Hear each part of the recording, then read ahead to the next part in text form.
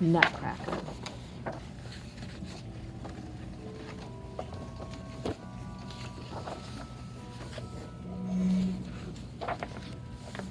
Ooh, the introduction. This table of contents is very long. Over 102 pages in this book. And the introduction is typically a lot shorter, but this one's a little bit longer.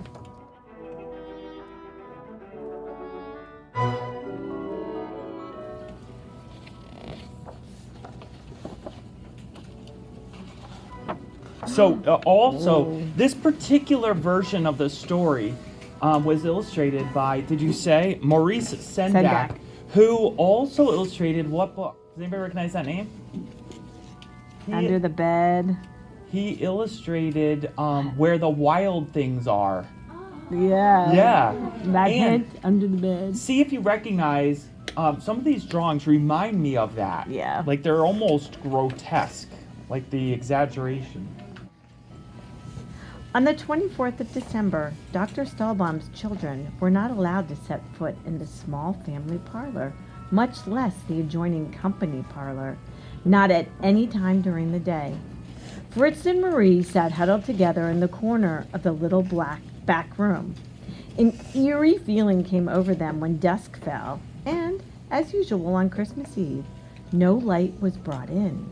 In whispers, Fritz told his youngest sister, she had just turned 7, that since early morning he had heard murmuring and shuffling and muffled hammer blows in the locked rooms.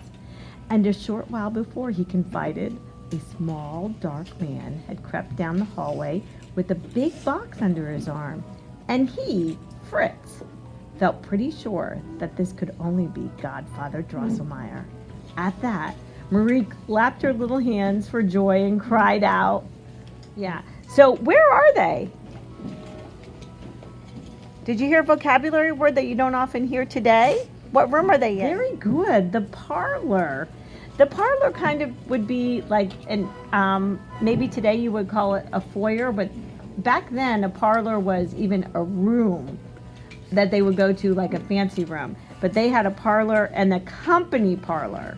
So that would tell me that that would be for when guests would come over, when they would get grand company. Judge Drosselmeyer was anything but handsome.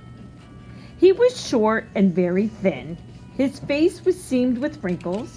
He had a big black patch where his right eye should have been, and he had no hair at all, for which reason he wore a beautiful white wig, a real work of art. And Judge Drosselmeyer was himself a skilled craftsman, able to make and repair clocks. When one of the fine clocks in the Stahlbaum house was sick and unable to sing, Godfather Drosselmeyer would come over, remove his glass wig and yellow coat, and put on a blue apron. For a while, he would stick sharp instruments into the clock. Little Marie felt real pain at the sight. But it didn't hurt the clock in the least. On the contrary, it came back to life and made everyone happy by whirring and striking and singing merrily. Whenever he came, he had something in his pocket for the children. Now a little man who would roll his eyes and bow in a most comical way. Now a box that a little bird would hop out of. Now something else. But every year at Christmas, he took great pains to turn out a work of wonderful artistry, so precious that the children's parents always put it away in a safe place. Oh, Marie cried out, what do you think Godfather Drosselmeyer has made for us? Fritz said it was sure to be a fortress with all kinds of soldiers marching up and down and drilling.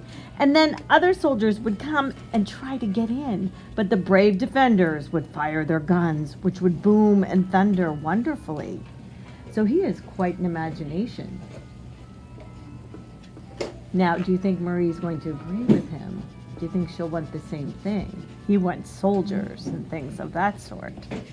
No, no, Marie interrupted. Godfather Drosselmeyer said something to me about a beautiful garden with a big lake in it and lovely swans with golden necklaces swimming around on it and singing the most beautiful songs. And then a little girl comes across the garden to the lake and calls the swans and feeds them marzipan. They want totally different things. Swans don't eat marzipan, said Fritz rather rudely. And besides, Godfather Drosselmeyer can't make a whole garden. And anyway, what good are his toys to us? They always get taken away before we know it. I like the things Mama and Papa give us a lot better because we can keep them and do what we like with them. Then the children tried to guess what their parents would give them this time. Marie remarked that Mistress Trude, her big doll, had changed for the worse, clumsier than ever. She kept falling on the floor, which always left nasty marks on her face, and no amount of scolding would help. She just couldn't keep her clothes clean. Marie also remembered how Mama had smiled at her for being so delighted with her doll, Gretchen's little parasol. No, with her doll. I lost my spot, yeah. Fritz, on the other hand, observed that, as his father was well aware, a decent chestnut horse was needed for his royal stables, and that his army had no cavalry at all. So the children knew that their parents had bought them all sorts of lovely presents and were busy imagining them, but they were just as certain that the Christ child was looking on with tender, loving eyes, and that Christmas gifts, because he had blessed them, gave more pleasure than any others.